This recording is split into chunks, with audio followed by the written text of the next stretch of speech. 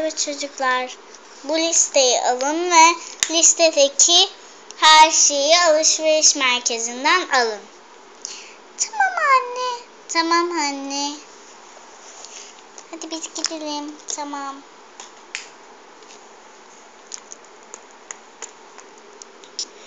Hayatım, ben biraz dışarıya çıkacağım. Hiç sorun olmazdı. Tamam. Çık çık.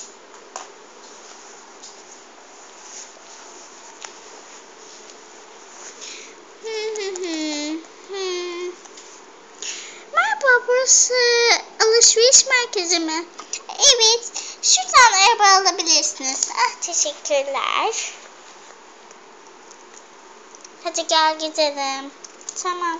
Hey, listeyi unutuyorduk. Ah, raflar burada. Yemek rafları burada. Sadece yemekler bunlar kalmış. Listeyi okuyabilir misin? Tamam.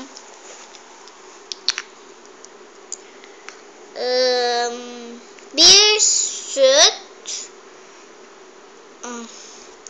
bir iki kemik, biraz da şeymiş. Şu ana kadar nececik?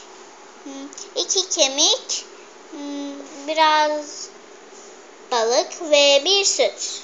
Başka bir şey yok. Tamam, alalım. Süt nerede? Sütü bulamadım ama kemikleri buldum. Güzel.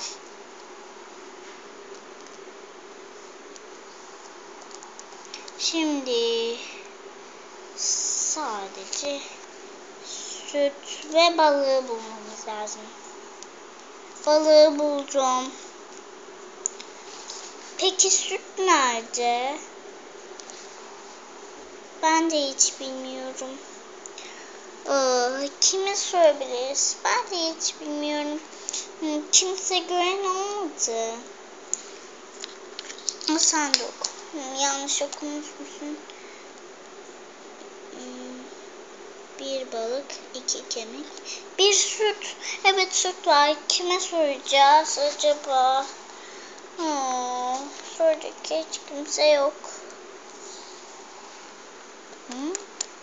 Bir soracak hiç kimse yok dedi. Ben varım çocuklar.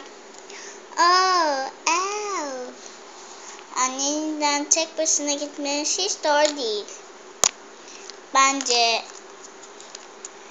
annenizle gitseydiniz daha güzel olurdu. Süt rafı şurada ve süt de işte burada.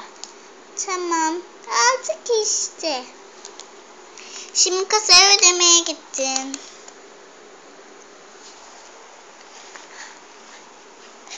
Mumu, bak sana yapraktan yatak yaptım. Sevdin mi? Raf raf. Al bakalım. Raf raf. Raf raf. Benim de karnım aç ama çocuklar gelene kadar biz burada kalmalıyız.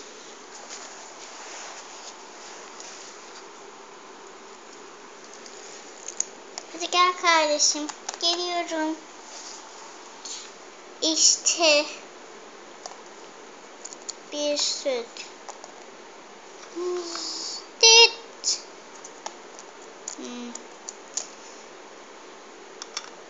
Bir kemik. Dit. Bir kemik daha. Dit. Ve bir balık. Dit. Tam bunu şimdi arabaya doldurup eve götüreceğiz. Kaç para acaba? Bu 5 lira. Tamam. Hadi gidelim.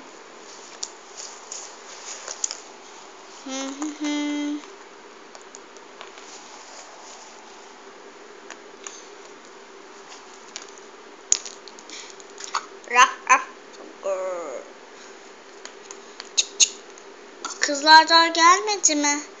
Korkarım daha gelmediler. Çık çık. Biz geldik anne. Biz geldik anne. Ah, hoş geldiniz kızlar. Listedekileri aldınız mı? Evet. Listedekileri aldık. İşte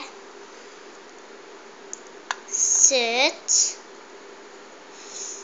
balık, kemikler ve o kadar işte. Çok teşekkürler çocuklar. Artık hepimiz yiyebiliriz. Raf raf.